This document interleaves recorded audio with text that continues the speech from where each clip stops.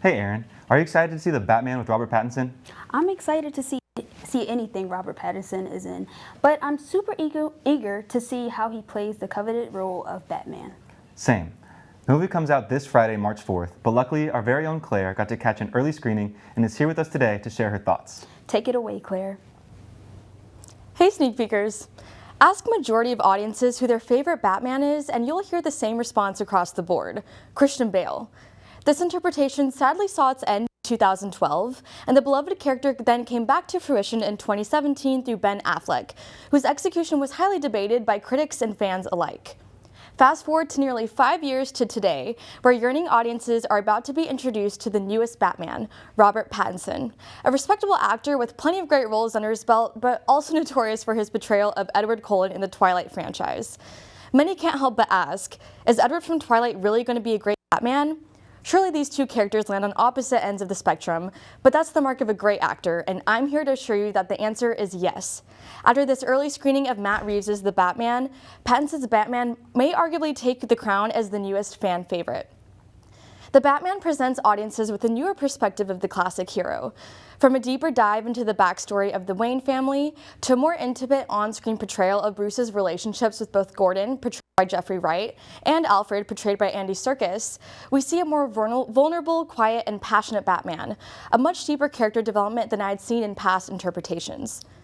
Pattinson's Batman by day is much more reclusive than the typical Bruce Wayne audiences are familiar with, though by night he storms the streets taking vengeance on criminals in hopes of terminating the waves of violence on the very streets in Gotham that caused his family's tragic demise. When the Riddler suddenly emerges after a scandalous murder, Batman is tasked with defeating the villain before his string of murders result in absolute chaos for the city of Gotham. As Batman solves these intertwining clues and puzzles left by the Riddler, we meet several other characters along the way who either assist or add a layer of complexity to these crimes, including Selina Kyle, famously known as Catwoman and portrayed by Zoe Kravitz, the Penguin, a hardly recognizable Colin Farrell, and mobster Carmine Falcone, portrayed by John Turturro. As somebody who has only been familiar with Batman films which centered on the Joker as the main antagonist, I was especially swept away by Paul Dano's performance as the Riddler. While there were plenty of action scenes dispersed throughout the film, the main focus on the Riddler's enigmatic pursuits give Matt Reeves' interpretation a film noir feel, interestingly transforming Batman from a comic book hero to a gritty detective. Ultimately, Reeves remains consistent in providing elements of suspense, terror, and surprise as we follow Batman on his vengeful chase of the Riddler.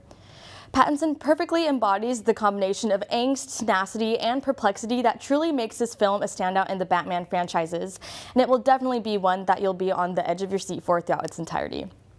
Admittedly, it took me a good part of the first half of the film to appreciate this grimmer Bruce Wayne, and some portions of the film I couldn't take as seriously as others, from cheesy line deliveries to a questionable winged Batman suit used in a particular action sequence. The near 3-hour runtime wasn't unbearable for me, but I can understand why some viewers may appreciate a cutback of certain scenes to achieve a slightly shorter viewing experience. So I wouldn't rate this film a perfect 5 out of 5 stars, but it's definitely deserving of a 4.5 out of 5 star rating. Overall, Batman fanatics and casual viewers alike will appreciate this darker interpretation of the familiar hero and eagerly anticipate the next chapter. I know I for sure am. That's it for me for now, but make sure to catch The Batman as soon as it releases on March 4th exclusively in theaters.